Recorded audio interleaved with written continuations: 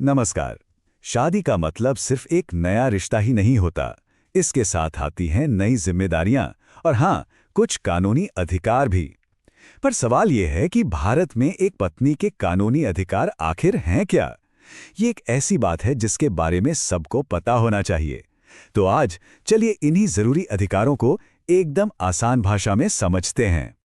देखिए, ये जो बात है कि शादी सिर्फ एक रिश्ता नहीं बल्कि एक कानूनी जिम्मेदारी भी है, ये इस पूरी चर्चा का निचोड़ है।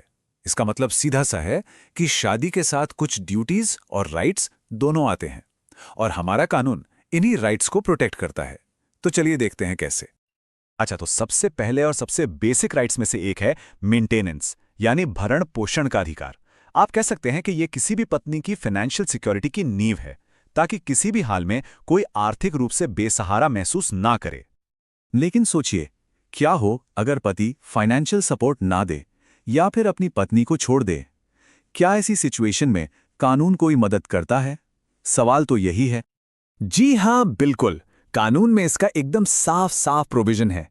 क्रिमिनल प्रोसीजर कोड यानी सीआरपीसी का सेक्शन 125 ये एक पत्नी को अधिकार देता है कि वो कोर्ट में जाकर अपने पति से गुजारा भत्ता यानी मेंटेनेंस क्लेम कर सकती है। और ये बात ये दिखाती है कि कानून फाइनेंशियल सिक्योरिटी को एक अधिकार मानता है, किसी की मर्जी नहीं।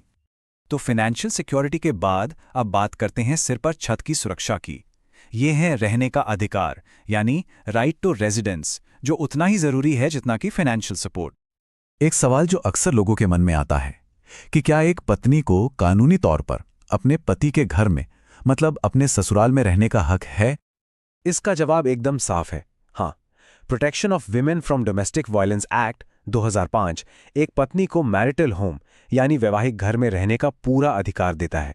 ये कानून इस बात को पक्का करता है कि किसी को भी अचानक से बेघर ना किया जा सके। और पता है सबसे मजेदार बात क्या है? ये अधिकार इस बात पर डिपेंड ही नहीं करता कि घर का मालिक कौन है। पत्नी को उस घर में रहने का अधिकार है, चाहे वो घर किराए का हो या फिर पति या उसके परिवार के नाम पर हो। ये वाकई में एक बहुत मजबूत कानूनी प्रोटेक्शन है। अब आते हैं हमारे तीसरे जरूरी अधिकार पर, जो जुड़ा है फिजिकल और मेंटल सेफ्टी से, यानी क्रुएल्टी या क्रूरता से सुरक्षा का अधिकार। कानून ये पक्का करता है कि शादी में किसी भी तरह के हरासमेंट की कोई जगह नहीं है। तो मान लीजिए अगर पति या उसके रिश्तेदार पत्नी के साथ मेंटली या फिजिकली क्रुएल्टी करते हैं, तो क्या इसके खिलाफ कोई लीगल एक्शन लिया जा सकता है? बिल्कुल, यहां इंडियन पीनल कोड यानी आईपीसी का सेक्शन 490A एक बहुत पावरफुल टूल की तरह काम करता है। इसके तहत एक पत्नी ऐसे किसी भी बिहेवियर के खिलाफ पुलिस में या सीधे कोर्ट में कंप्लेंट फाइल कर सकती है। यह सेक्शन खासतौर पर शादी के बाद होने वाली क्रूरता से निपटने के लिए ही बनाया गया है। और अब बात करते हैं हमारे चौथे लेकिन बेहद जरूरी अधिकार की, जो है संपत्ति का अधिकार। यह अधिकार किसी भी पत्नी के फ्यूचर को सिक्योर करने में एक बहुत बड़ा रोल प्ले करता है। एक जरूरी सवाल यह भी उठता है कि अगर पति की डेथ हो जाती है तो उसकी प्रॉपर्टी में पत्नी का क्या हक होता है? तो देखिए, हिंदू सक्सेशन एक्ट 1956 इस सवाल का एकदम सीधा जवाब देता है। ये कानून कहता है कि पति की मृत्यु के बाद उसकी प्रॉपर्टी में पत्नी को बराबर का हिस्सा मिलेगा। ये न सिर्फ इक्वालिटी के प्रिंसिपल को मजबूत करता है, बल्कि पत्नी को फाइनेंशियली इंडिपेंडेंट भी बनाता है। तो ये थे वो 4 मुख्य अधिकार जिन्हें हमने समझा। चलिए एक बार फटाफट इन सबको दोहरा लेते हैं ताकि ये बातें हमेशा याद रहें।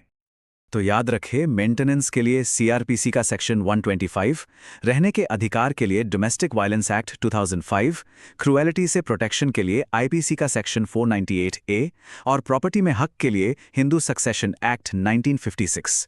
ये एक तरह से एक पावरफुल लीगल टूल किट है जिसे ध्यान में रखना बहुत जरूरी है। और आखिर में ये याद रखना जरूरी है कि ये कानून सिर्फ रूल्स नहीं है, ये एक सोच को दिखाते हैं कि कानून एक पत्नी को सिर्फ सुरक्षा नहीं बल्कि सम्मान और समानता भी देता है। ये अधिकार एक डिग्निफाइड लाइफ की बुनियाद हैं। इसलिए सबसे जरूरी कदम है कानून को जानना और अपने अधिकारों को पहचानना, क्योंकि असली ताकत तो जानकारी में ही है। अपने अधिकारों को लेकर हमेशा जागरूक रहना चाहिए।